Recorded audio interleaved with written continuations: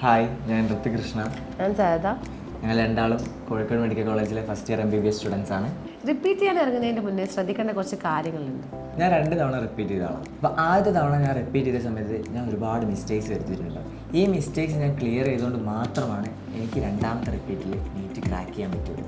First പക്ഷേ ഞാൻ repeat ചെയ്ത സമയത്ത് ഞാൻ ഒരുപാട് പഠിച്ചിട്ടുണ്ടായിരുന്നു, പക്ഷേ ഞാൻ റിവൈസ് ചെയ്തിട്ടില്ല. അവിടെയാണ് പ്രോബ്ലം കിടക്കുന്നത്. നിങ്ങൾ പഠിച്ചുകൊണ്ട് മാത്രം നിങ്ങൾക്ക് നീറ്റ് കിട്ടുന്നത് എവിടെയും പറഞ്ഞിട്ടില്ല, അങ്ങനെ ചിന്തിക്കാനും പാടില്ല.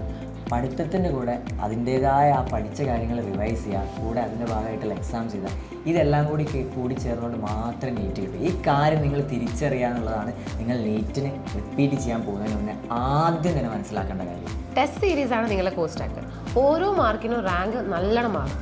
നിങ്ങൾ വിചാരിക്കും പഠിച്ചതിനെ കൊണ്ട് മാത്രമല്ല, പക്ഷേ എക്സാംസ് ഡെയിലി എഴുതി നമുക്കതൊരു റുട്ടീനായി മാറും. നാളത്തെ എക്സാം എന്താവുമെന്ന് വിചാരിച്ചിട്ട് പേടിച്ചിട്ടൊന്നും എക്സാം എഴുതാൻ നിൽക്കരുത്. എന്തായാലും നമ്മൾ ആ ഒരു ക്വസ്റ്റ്യൻ കാണാം, അത് പിന്നെ നമുക്ക് എക്സാമിനെ കാണുമ്പോൾ ഇതേപോലെ തന്നെ കണ്ടിന് എന്നുള്ള ഫീല് വരുന്ന രീതിയിൽ എക്സാം എഴുതിക്കൊണ്ടേയിരിക്കാം. ഇതിൻ്റെ ഒപ്പം നിങ്ങൾക്ക് വേണ്ട മറ്റൊരു സാധനമാണ് മൈൻഡ് സെറ്റ്. നിങ്ങൾ പഠനപരമായിട്ട് നിങ്ങൾ എല്ലാം ഓക്കെ ആണെങ്കിലും നിങ്ങൾ മെൻ്റലി നല്ല സ്ട്രോങ് ആയിരിക്കണം. എന്നാലാണ് നിങ്ങൾക്ക് നല്ല രീതിക്ക് കോൺഫിഡൻറ്റോടുകൂടി ഒരു എക്സാം എഴുതാൻ പറ്റും. പക്ഷേ മൈൻഡ് സെറ്റ് മെയിൻറ്റെയിൻ ചെയ്യണം. റാൻഡായിട്ട് പഠിച്ചു കഴിഞ്ഞാൽ റിസൾട്ട് ഉണ്ടാവില്ല.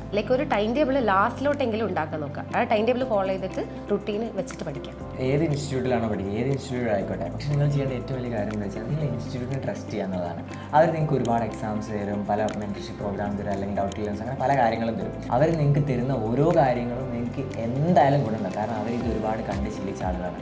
അതെല്ലാം മനസ്സിലാക്കി നിങ്ങളുടെ പഠനത്തിൻ്റെ എല്ലാത്തിൻ്റെയും കൂടെ നിങ്ങളെ ഇൻസ്റ്റിറ്റ്യൂട്ടിനെ ട്രസ്റ്റ് ചെയ്യുക എന്നുള്ളത് ഒരു ഇമ്പോർട്ടൻറ്റ് കാര്യമാണ്. കാരണം അത് നിങ്ങളെ വലിയ തോതിൽ ഇൻഫ്ലുവൻസ് ചെയ്യും. പിന്നെ ഉറക്ക്, നിങ്ങൾ ഉറങ്ങാണ്ട് എന്നിട്ട് പഠിച്ചിട്ടൊന്നും കാര്യമുണ്ടല്ലോ. നല്ല ഉറങ്ങി റെസ്റ്റ് എടുത്ത് പഠിച്ചു കഴിഞ്ഞാൽ നമ്മളെ ബ്രെയിനിന് കുറച്ചും കൂടി ഗ്രാസ്പ് ചെയ്യാൻ പറ്റും. ഈ ഒരു കൊല്ലം നിങ്ങൾ നല്ല രീതിക്ക് കോൺസെൻട്രേറ്റ് ചെയ്യുക. കാരണം ഈ ഒരു കൊല്ലം തീരുമാനിക്കും നിങ്ങൾ ഏത് പ്രൊഫഷനിലേക്ക് പോകണം, അല്ലെങ്കിൽ എന്ത് ചെയ്യണം എന്നുള്ള കാര്യം. അതുകൊണ്ട് ഈ ഒരു കൊല്ലത്തെ കാര്യങ്ങൾ മാത്രം നിങ്ങൾ നോക്കിയാൽ മതി. അതിന് ശേഷമോ അതിന് മുന്നേ എന്തുള്ളതെന്നൊന്നും ഈ ഒരു കൊല്ലത്തിനെ ഒരു തരത്തിലും ബാധിക്കാൻ പോകുന്നില്ല. അതുകൊണ്ട് ഈ ഒരു കൊല്ലം നിങ്ങളൊന്ന് ജസ്റ്റ് പഠനത്തിൽ മാത്രം കോൺസെൻട്രേറ്റ് ചെയ്യുക. നിങ്ങളെ ഡ്രീം മെഡിക്കൽ കോളേജിൽ എത്താൻ പറ്റും.